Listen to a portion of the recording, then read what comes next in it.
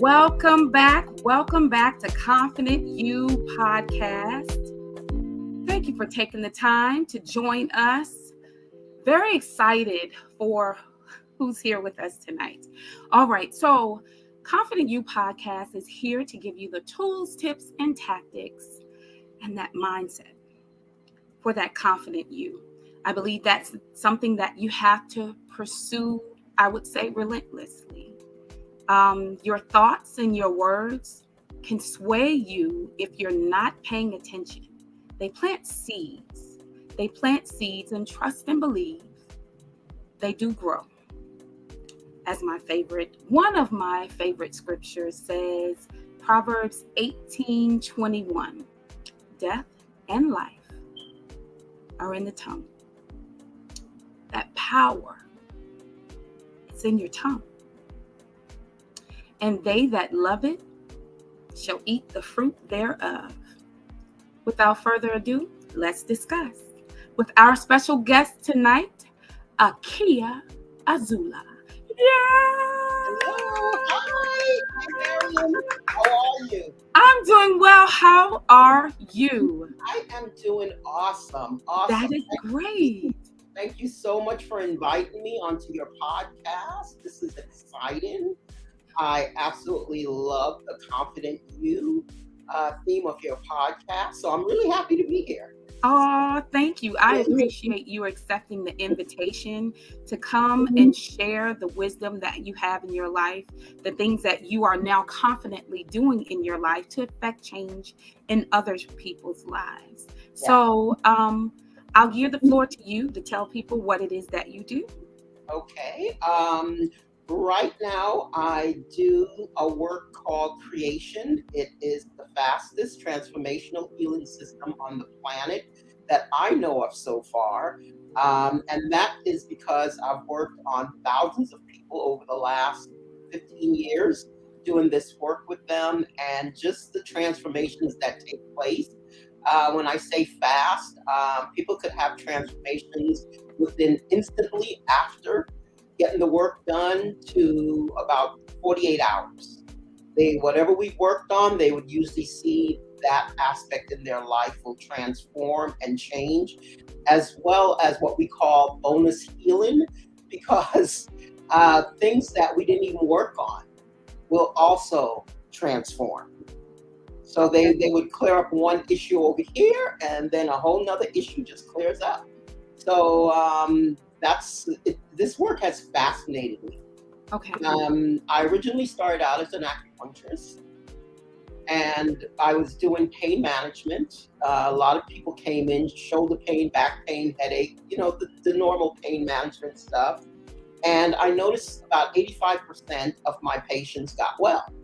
The 15% that didn't get well, I kept wondering, well, what was the matter with these? Not what was the matter with them, but what was wrong, why they were not healing. Yes. So that led me on this trek to start to look at things outside of just acupuncture and herbal formulas that I would make for them. I started looking at it from the perspective of there must be something else that I'm not seeing outside of the regular anatomy and physiology and, their muscles or the bones and that type of stuff with the meridians. And I started looking at the connection that these people had between their mind and between their bodies. And then looking at the connection between the mind and the body, I started seeing that when we started looking at different traumas that may have taken place previously in their lives, like for instance, something happened to the person. Let me back up because this was a very, very interesting case when I very, very first started working with it. I had this woman and she had allergies. She was allergic to everything in nature. She lived in the woods. She literally lived in the forest. She was surrounded by woods. She lived in a house that had wooden floors. It was a wooden house, wooden floors, so she was allergic to wood. She was allergic to trees. And that was her entire environment. So it was very, very difficult to help her get rid of these allergies. So I went and I took these courses on studying how the mind affects the body. And I started working on her, and I found that there was this connection between her and her son.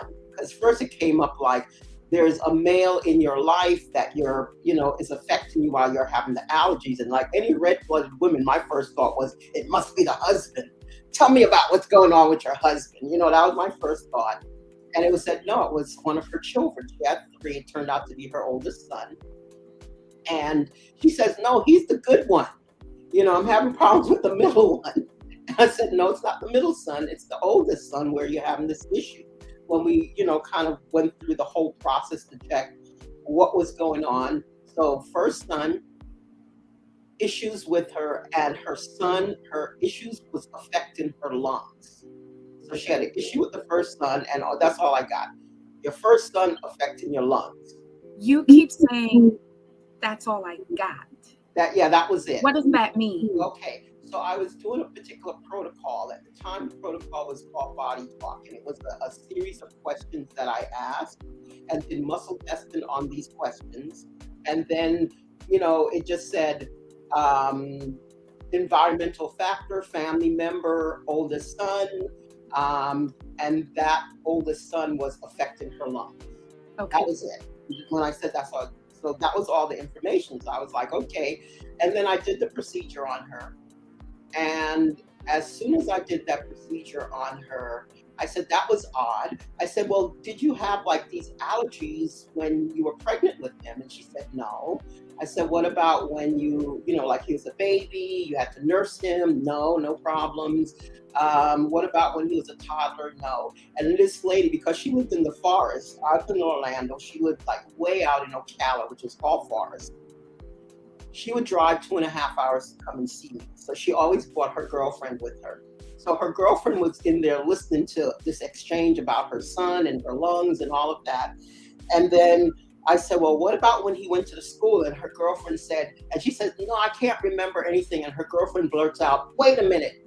When he went to school, they diagnosed him with ADD, ADHD. They put him on Ritalin.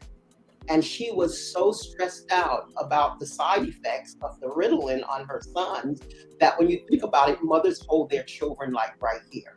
Yeah. So this is all her lungs, her heart. You keep them close to your chest. So it was affecting her there. So once we cleared that whole pattern up between the disruption, between the concern about her child being diagnosed with ADHD and the Ritalin, and how that was affecting her maternal instincts. As soon as we cleared up that pattern, all her allergies went away. So you're telling me that you diagnosed her by giving word to what the issue was. To what the issue was, exactly. It was like a series of words. It was a flow chart we were going through, and it was, yes. Is it this, is it this, is it this? And the word was your son, your lungs, and those were the words, your son and your lungs. Okay. And her friend made the connection. And her friend made the connection. Because the friend was there, they were long-term friends, and the friend made the connection. And she said, the minute they diagnosed him with the ADHD, they put him on Ritalin, that's when you started sniffling. And when you think of sniffling, that's almost like crying. That's like the whole maternal. And her allergies started right then, but her friend was the one that made the connection because she didn't get it. And I was like, okay, I don't even understand what this means, connection. I don't think that's odd. I don't think it's odd that your friend can make a connection because someone on the outside of the situation can see it clearer without the hindrance of all the obstacles that either you create or that are there because you're in the thick of it. They kind of have an eagle eye on the situation. Other people do. So that wouldn't surprise me that her friend saw it. Pinpoint, especially if she was in close proximity with her. Those two dynamics and was maybe able to put those dots together. Yes. And so that made me start to look at all the different aspects of your life and how that affects your health. Yes. And so after she made that connection, her allergies went away. She Mhm. didn't have any more allergies. Her husband had bought a motorcycle. She couldn't go riding because they're riding through the woods. She couldn't take it. She's riding the motorcycle. They're going on these long trips. They're Come on going here, Victory. camping. It was crazy.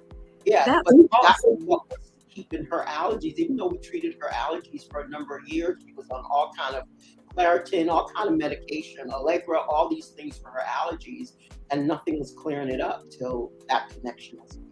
So you used words to give word to what was going on, and after she had a clear understanding of what took place, she could move past the situation.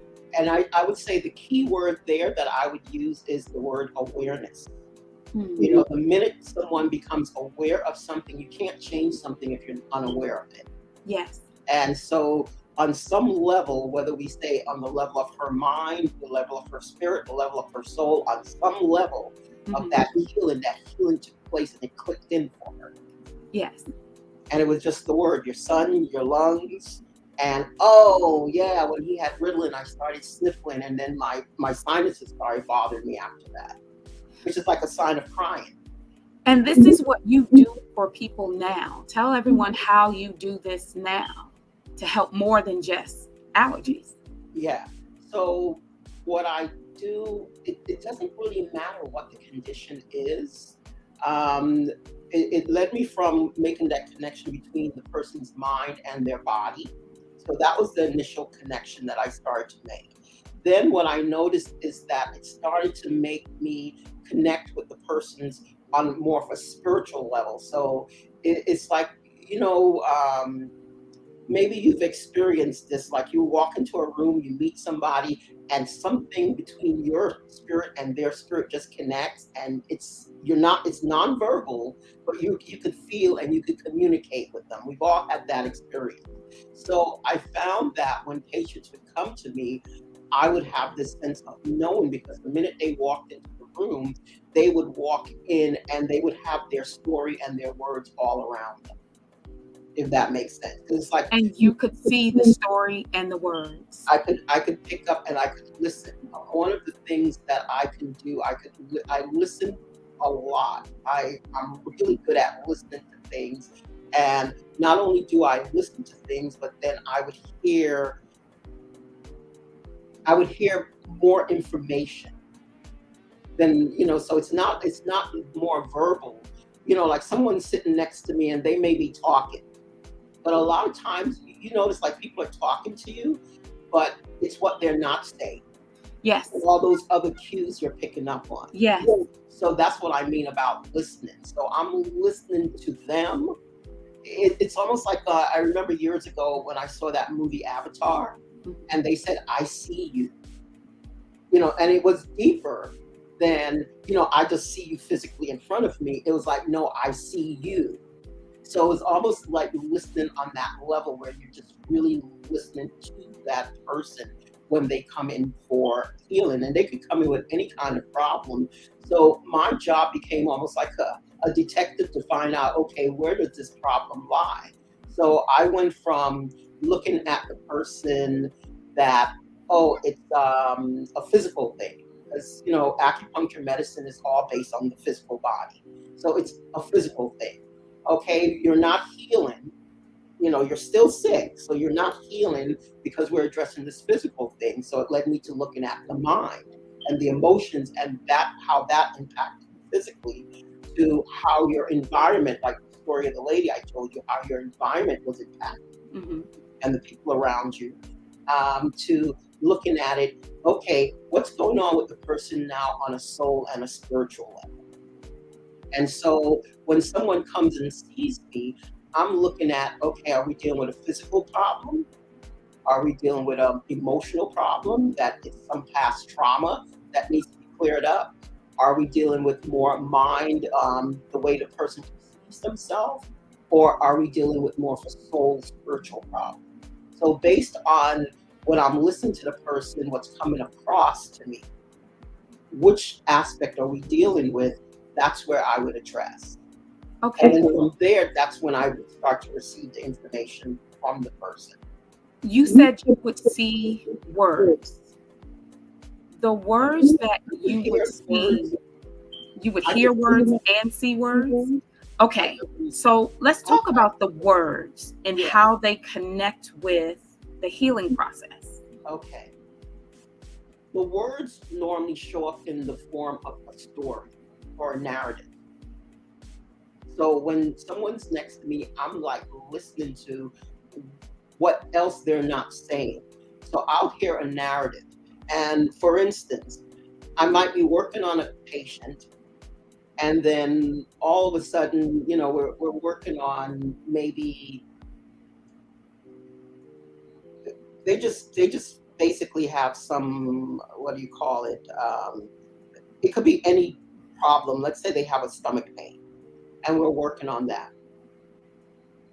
All of a sudden, while I'm working on them, I would like literally hear one of their organs, because every single part of you, every single cell in your body has consciousness in it. So the consciousness of, like, say, their liver would start saying, oh, it's because of this is the issue that's really happening. And I could hear it. And my daughter used to say, Mom, you're like an organ whisperer. I was like, no, I could actually hear their The liver words. giving me the story. This is the narrative. This is really what has gone on with this person, why they're where they're at today. I don't want to, excuse me for interrupting. So when you would tell someone what you heard come from their body, Mhm. have you ever had anyone say, that's not it, that's not clear? Okay, that is really, I'm glad you asked that question.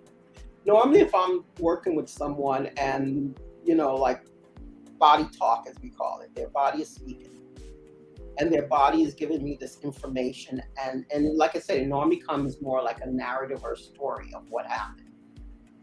I was very hesitant to say it because it doesn't make sense to me, not even medically. Because medically, you're taught to diagnose certain things. If you have this symptom, it means this. So in a medical way, it's not making sense to me. And I used to be very hesitant to say to the person, it's something that's going on between you and your sister that's creating this acid reflux. Because, and I got this story from So their was there ever a negative no, or because denial of the thing is more that I am skeptical and you? I am doubtful. Like, okay, what does that have to do with this particular condition? Because medically, you're not taught to think that way. Mhm. But then when I say it to the person, because I'll hear say this to the person, because this sounds odd to me. Right. And then I would hear, yes, say it to the person. And then I'll go ahead and say, well, blah, blah, blah, blah, blah. And they'll go like, oh, that makes so much sense. That's the way they would react. So I've never got people, well, one time, I never got people react to me because it'll make sense to them. Right. And then I started realizing that's their story. So That's you're their saying, word. So they understand what it's all about. yes. Because I'm talking about what's happening with them. So I started to realize, Akiya, it's not your story you're listening to. You're Okay. listening to their story and their words, if that makes sense. So it's not going to make sense to you. You weren't Yeah, there to experience it or exactly. anything.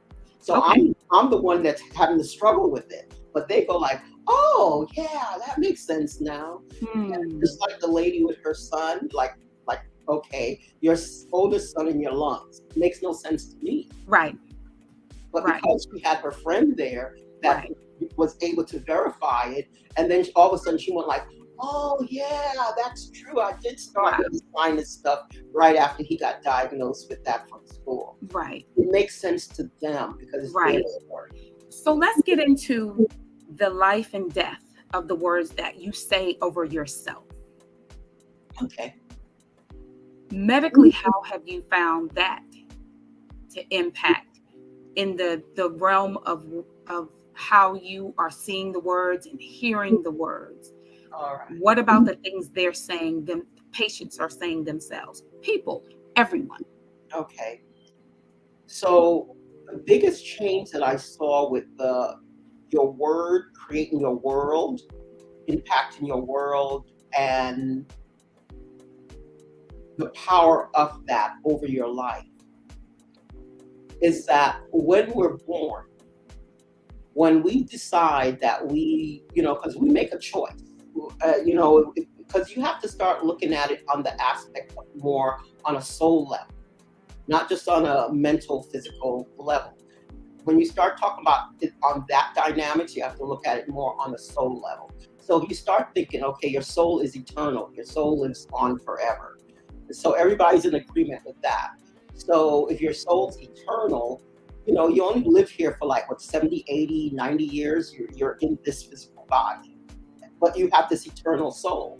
So this soul is way more vast and bigger than our physical body is. So when your soul chooses, because we are given free will and choice, when your soul chooses this particular life, your soul also chooses an experience. Like some people say it's a challenge or a lesson, but your soul is also in charge of choosing that. So from your parents, your community, your race, everything, your soul chooses all of that to experience. So when I say your word has power over your life, I am talking about that word that you choose to be the experience that shapes your life. So do your words and the things that you say and the things that you feel impact your day-to-day? Yes. But what I see when I'm talking about transforming and healing someone, we're talking about the word that your soul came in with, that you chose as the life that you experience.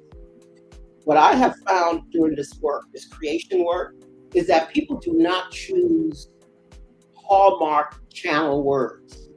I used to, like my daughter and I, we would sit up at night with our pint of ice cream. I'll have the Rocky Road. She's having the Ben and Jerry. She's having the strawberry cheesecake, and we're sitting there and we're watching a Lifetime movie. And Lifetime movies are always like the woman is getting beat up. All these horrible things are happening to this woman, and she keeps going back in the house, and we're sitting there, no, leave. So most of the time, and we're wondering why we're drawn to all this drama and trauma in life. For some reason, we feel very attracted to that because we could sit there at night watching the Hallmark channel instead of a Lifetime movie. But people go out of their way to live these lifetime lives. It's based on the word that they chose. So most of the words that people choose words like struggle. So their entire life, no matter what they do in their life, they're experiencing struggle. Some people choose misery. Some people choose disappointment. I had one lady, she chose dying as her word to experience. So her story was really crazy. Okay, so this is when we say this, it's on a bigger scope. So that's why I'm telling you. So when I'm saying the word of power, it's the word that you chose that said, I'm coming in as a soul in this lifetime, and these are the things I want to experience, because you have the choice to experience as a soul what you want to experience. And you choose that word, and you could change the word. I was going to say, do you think people can change it? Yes, I've seen people change it. Okay, like the lady that chose dying. She shows up in my office in Orlando in August. She is dressed in a heavy winter coat. Comes in my office. I have to treat her and get her on the table. So I'm doing acupuncture. She has to take off her coat. She takes off a sweater. She has on like a regular wool sweater. Underneath the sweater, she has on a wool vest that you have to button down with these brown buttons. So how do you get her to choose life when she has all of those layers? We didn't even realize that she had chosen dying at this point. I'm just saying she was freezing cold because her experience that she chose was that of dying. So she's taken off these layers of clothes to get on the table. And by the second treatment I get, it comes up that the experience that she chose to experience the word was dying. And I told her, and she said, oh my God, no. And on top of being very cold, her eyesight was failing, her hearing was failing, her kidneys were failing. She had a diabetic problem. Her nervous system was frayed. It's like every single system in her body was dying. Every single experience she had in her life was that of almost dying. But 1 second. Because she chose that. Through She the words, you talked her through changing that, correct? Well, she made up her mind she wanted to change it. By sitting there, I'm working with her, and I just heard dying the experience that she chose. What we call in creation, they call it a record. So the record that she chose, the experience she chose, was that of dying. And she goes, as soon as I said you chose dying, it clicked for her. She came to some awareness, and she said, "Oh no, I don't want to die. I want to live." She came back to my office the next week. We're in August in Florida, in Orlando. She comes back in a spaghetti strap tank top and a skirt and sandals. This is a woman that was showing up in a heavy winter coat all that time. And then to top it off, she tells me that the town that she lived in made Agent Orange, which was another agent of dying. I mean, it killed everything, plants, people, everything. Right. And that's where she lived, was in a town that made an agent that makes things die. And every single experience in her life was that. She came back, her body had warmed up, her ears, she was hearing better. Her eyesight was improving because she was no longer on this track of dying. So it's like whatever we choose, and people choose this, and they start to realize that you have these recurring themes in our lives. Like we say, we notice people, they'll go from one relationship to the next, but it's the same person that they're in the relationship with, because that's the themes. Whatever they chose, they keep experiencing that over and over. They keep going through that cycle. So that's what we mean. So on the soul level, yeah, you choose a word. On your day-to-day level, you think about things, and you normally talk yourself out of things. That's what I find with people. Like, for instance, so wait, when you're saying you talk yourself out of things, would you think that would be something that could be related to fear, or fear through comparison, fear through just not trusting yourself, not being confident in your capability, your just yourself? It has some of that, but I find that people are more invested, or we should say vested, in not having whatever it is that they say they would like to have, versus not having it. Maybe it's easier not to have it. So, like people say, I'm going to do this. I'm going to become this. I'm going to, you hear, there's work. Yeah. There's work to do. And if you're not invested to do the work. Yeah. But even if they do the work, they'll get right there almost to the finish line and just somehow sabotage themselves from actually having it. Yes. I think that people self-sabotage themselves through their words. I think that people, I know for myself, and it took me being attentive and paying attention to, I read a book, and it kind of told me to pay attention to what I said to myself all day. Yes. And so I started to do that, and I realized, unbeknownst to me, that I subconsciously was always saying I'm tired. I was saying it, and no one was asking anything. Yeah. I wasn't doing anything stressful. I would somehow always have that statement. And I'm so attentive now that whenever I even start to say I'm tired, I get to the I, I get to the T, I'm totally excited about everything that's about to happen today. I'm thinking I'm going to do, I changed that word so quickly. I just started, and that's how I started my journey to pay attention to my words and change those words and pay attention, and even tell other people, it's like, what are you saying to yourself? How do you pay attention to everything else that's going around you, and you're not paying attention to what's going on internal? Because what's going on internal is influencing what's going on outside of you.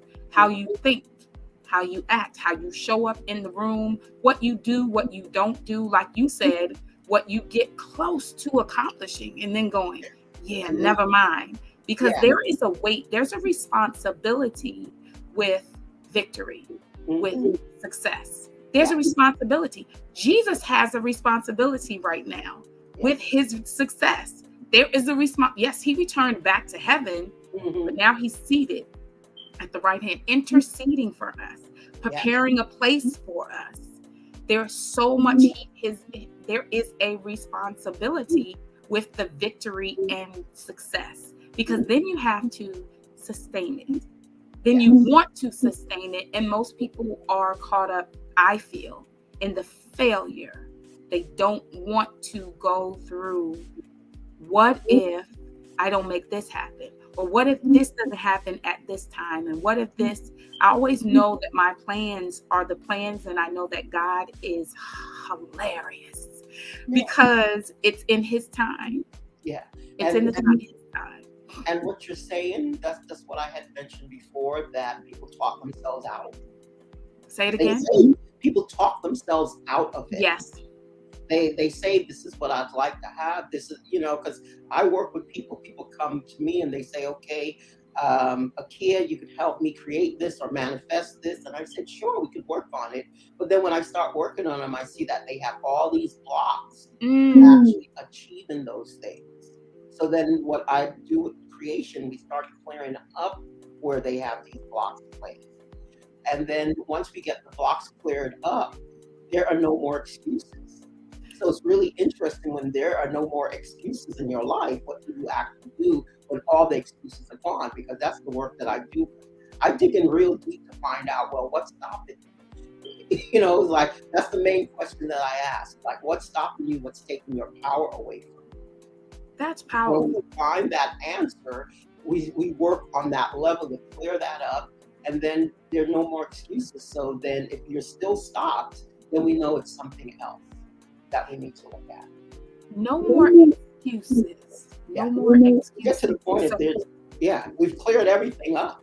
Right. And things start happening. And the thing about it, when you clear up the blocks, these opportunities show up for people. I had one gentleman, he said to me, Akiya, it's like the floodgates of opportunity have just opened up because we cleared out the things that were blocking. It was like you had boulders in your flow that was blocking. We removed the boulders, so things are flowing. Yes. And and I still see some people will still choke.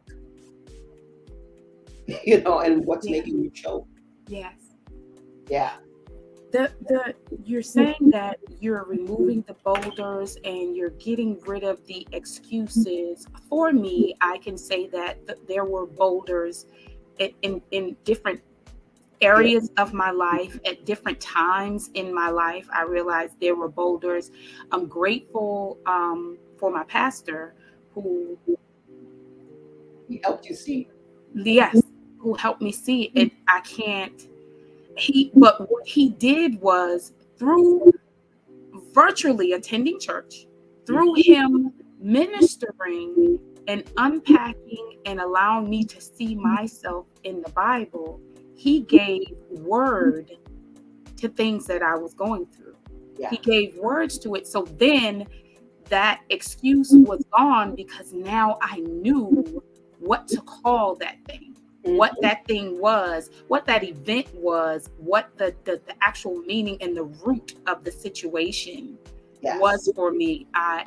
So I can definitely relate to having those boulders removed and doing the work, because it is a work to remove the boulders. It's you can't see it, but it's blocking your way.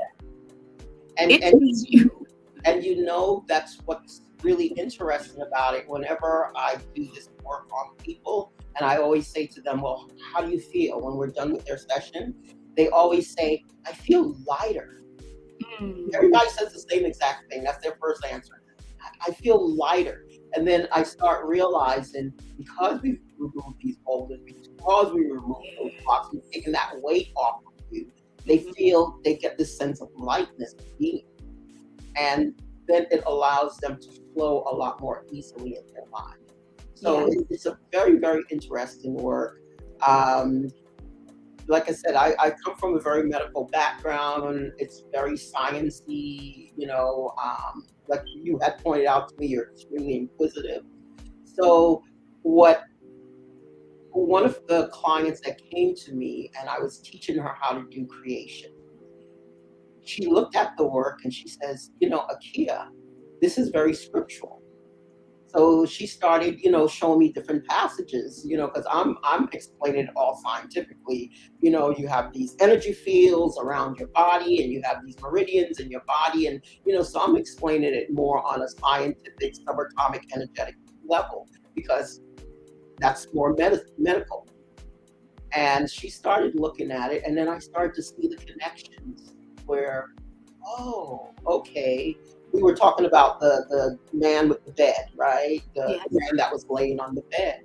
And when I look at it in context of the work that I do with people, I see it, like he lay there for 32 years. And it's where people get stuck. It's where they've given up their power. And he was living in a story. Those were words, because stories are words.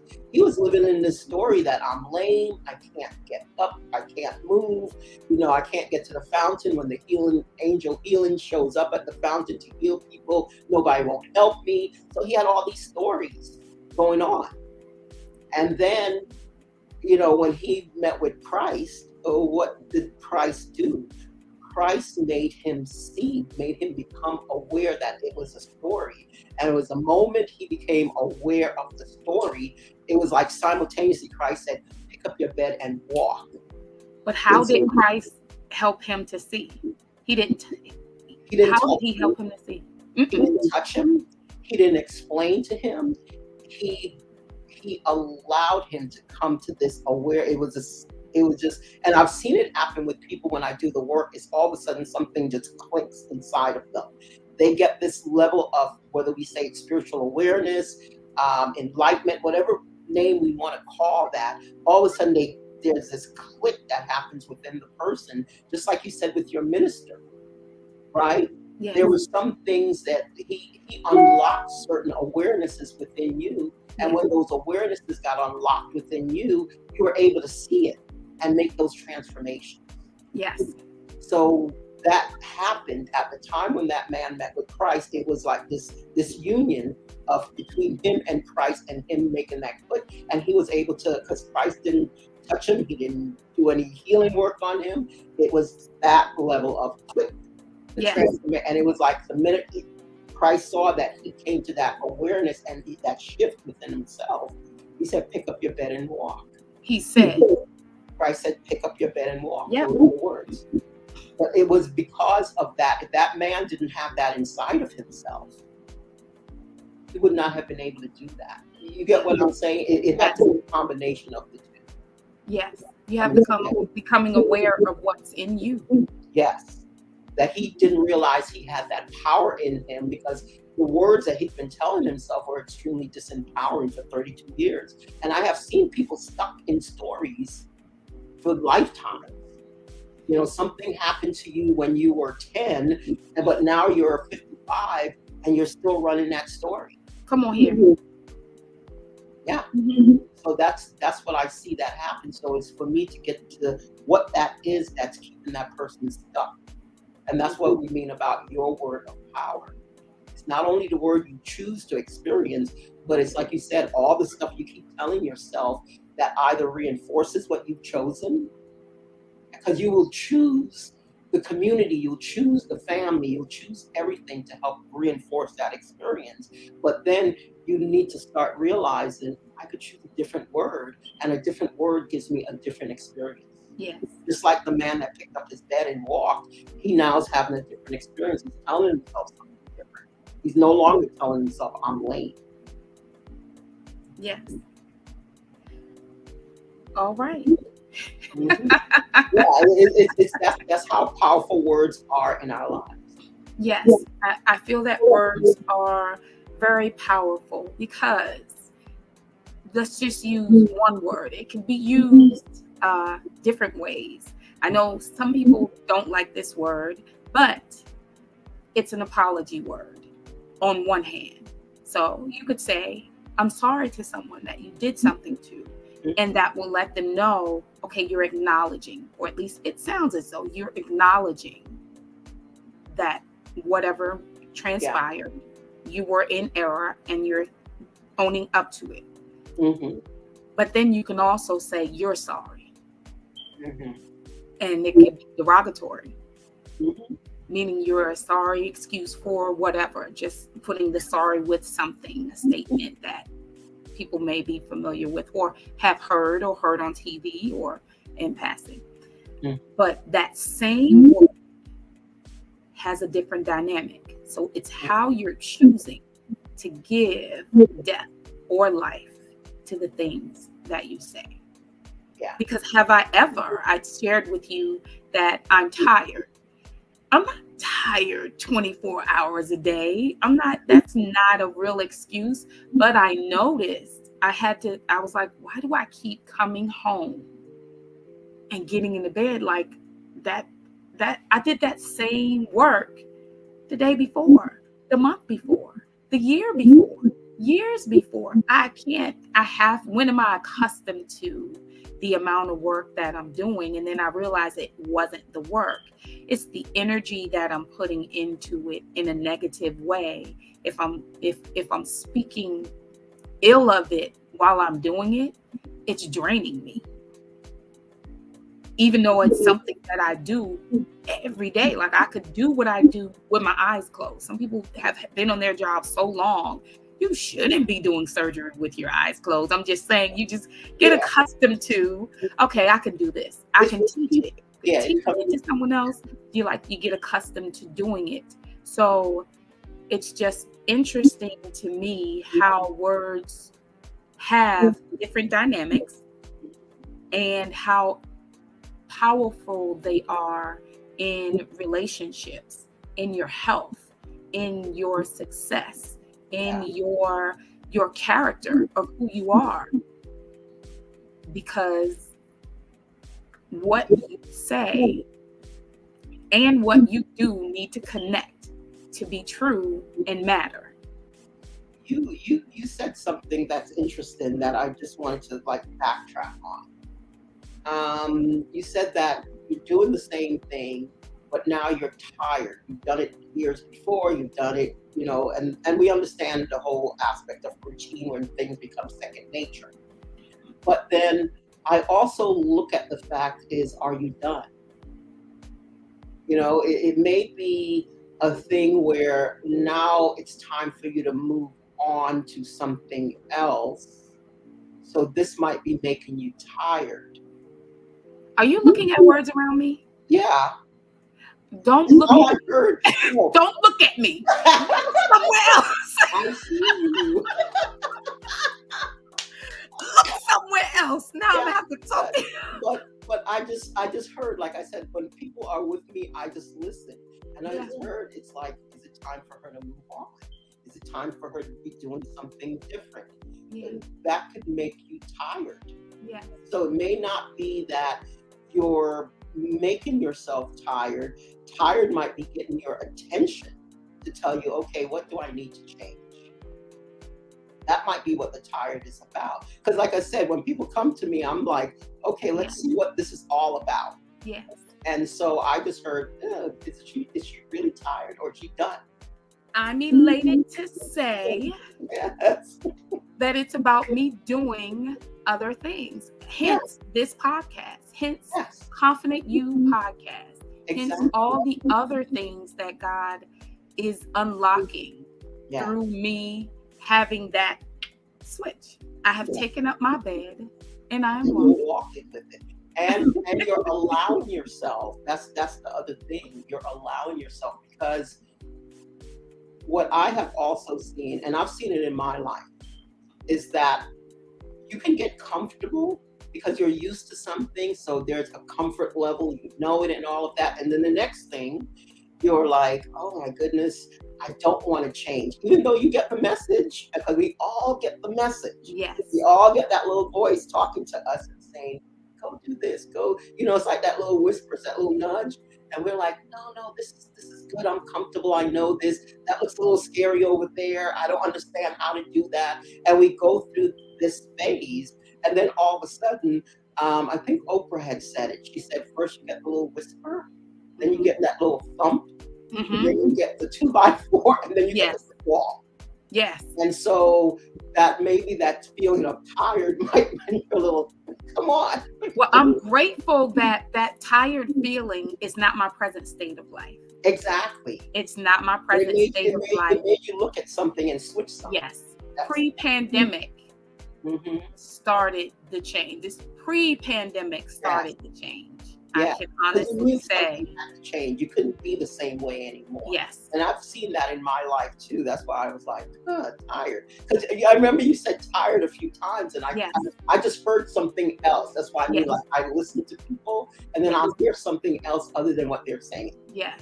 Mm-hmm. All right, live and in living color, you just in here working. How much do I owe you? I appreciate you. I appreciate you. Yeah, it just happens automatically. I appreciate the confirmation. I appreciate it. I am joyous in it. I am And you look very, very excited. And you look, your energy is very vibrant. I don't see anything tired about you. Like you said, different ways of using words. You're not tired at all. You're in your rhythm. You're following. And the biggest thing that, like the biggest word that I have to live by, because sometimes a word will come to me and I have to work with that word. And I remember I was working on a client, and the 3 words I heard: you believe, but you don't trust. Yeah. So do we believe in, you could say, I believe in Christ, I believe Jesus, I believe God has me, I'm a child of, you could believe all of those things, but how much do you truly trust it? You see? Yeah. There's a trust that word for a whole year. Trust. There's a trust that you have to have, but then there's a trust that you want to have. You want them to be able to trust you. Yeah. And I had to be able to trust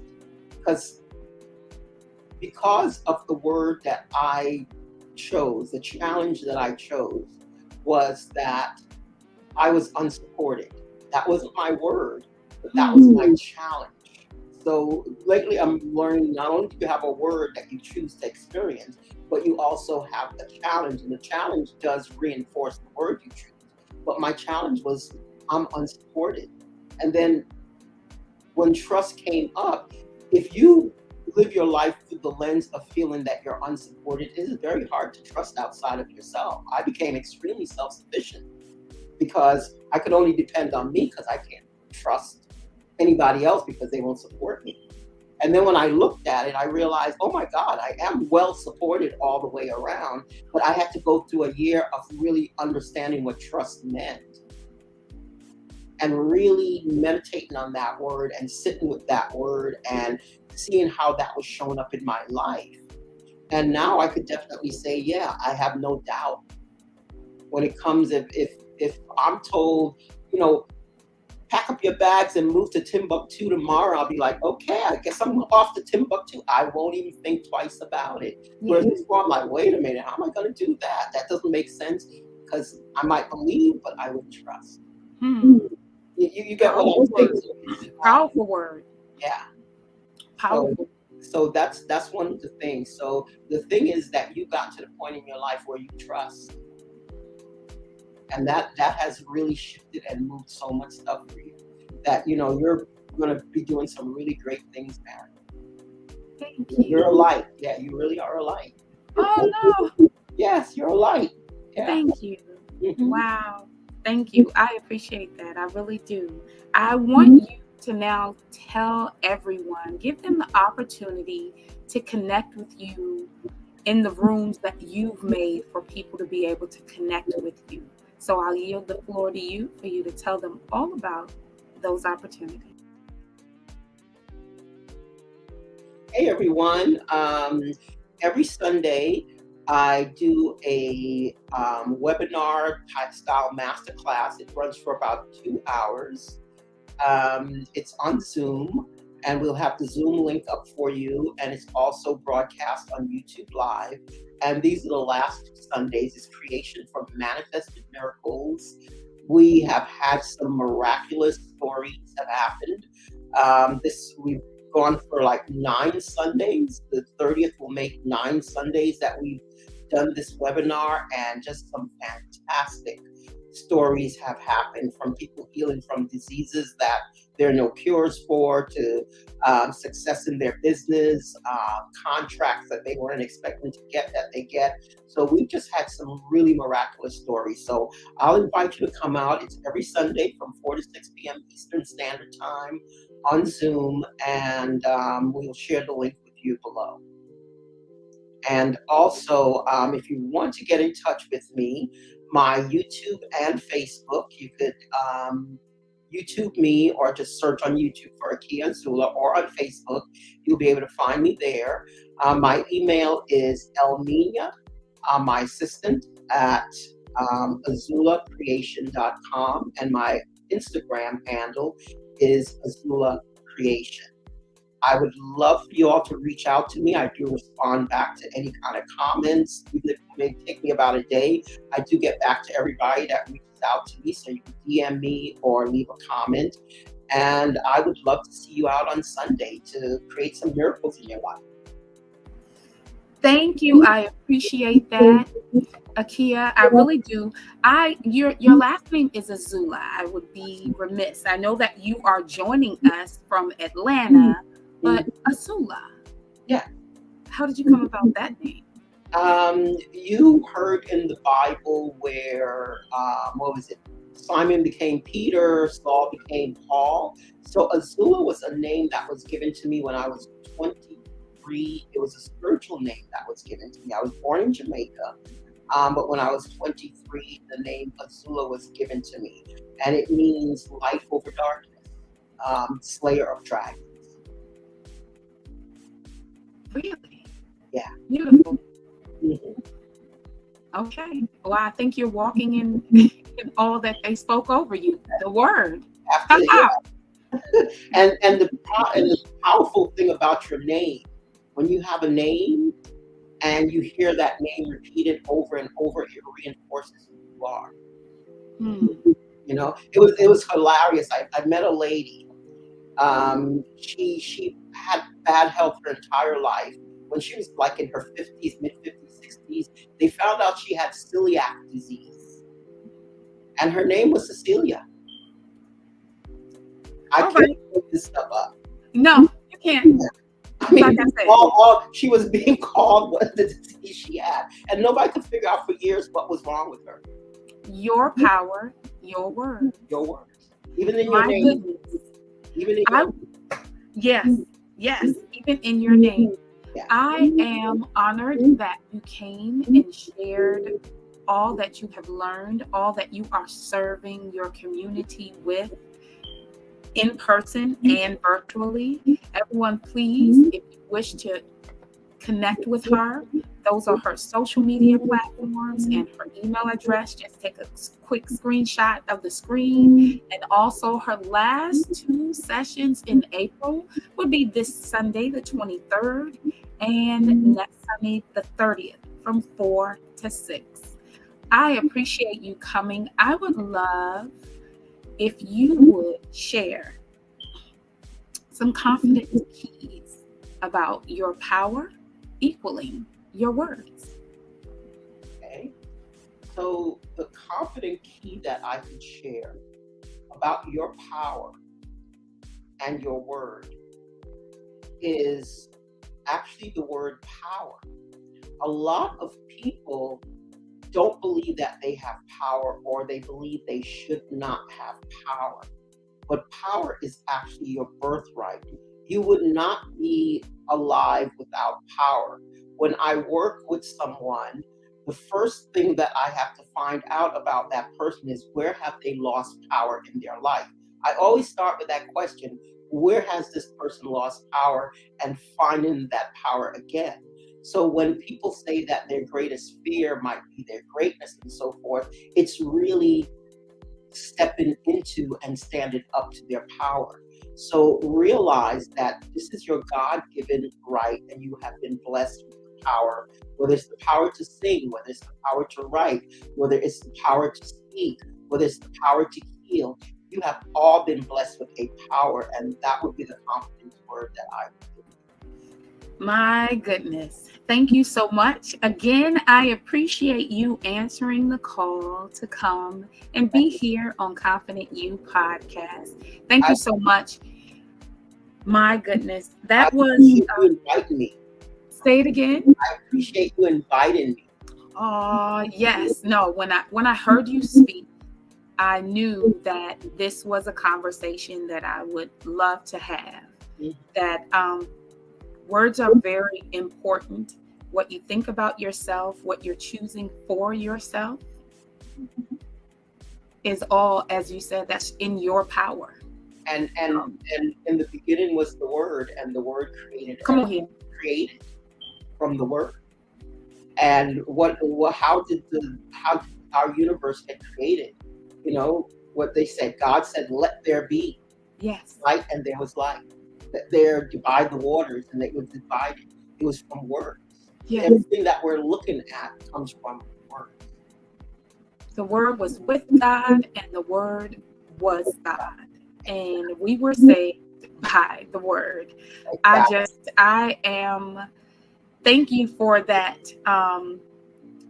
Going to the first book of 66 books of the book. Yes. I appreciate that. The first page. First page. Yes. I appreciate you. A word into existence. Yes. I appreciate you. Please give your daughter a hug for me and tell her I appreciate her and her efforts to make sure you could make it here, as well her investment in our event tonight. I appreciate you. Thank you. Thank you. Thank you. Thank you. Thank you. Thank you for speaking over me. I accept those words. I accept the charge of being. You are a light. That may be your word. Thank you. That you are a light. Yeah. Thank you. That's humbling. That's humbling. Thank you so much. All right. All right. And all right, everyone. I pray that your confidence has been touched, that you're able to see that life, that death in the power of your tongue, and know that you will reap what you sow. So please be mindful of what you're saying to yourself, about yourself, everything that you're thinking. You think that you're not sitting somewhere like, oh, I'm not talking to myself. You really are. Think about it.